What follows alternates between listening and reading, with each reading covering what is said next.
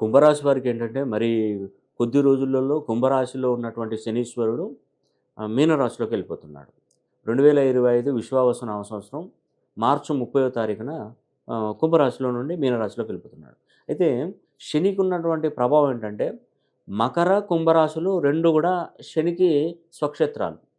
ఈ మకర రాశి అనేది కూడా కర్మస్థానం. కుంభరాశి అనేది లాభస్థానం.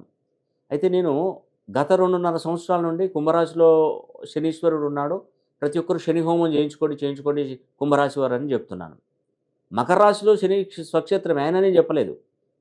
ఈ 2.5 సంవత్సరాలే నేను చెప్తున్నాను. 30 సంవత్సరాల తర్వాత ఈ 2.5 సంవత్సరాలే నేను చెప్తున్నాను. ఇక్కడ మిస్ అయితే మళ్ళీ 30 సంవత్సరాల దాకా వెయిట్ చేయాల్సిందే కుంభరాశి వారు.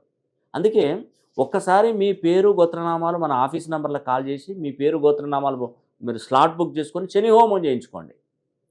ఇక్కడ మిస్ అయితే మళ్ళీ 30 సంవత్సరాల దాకా అనుగ్రహం ఉండదండి. శని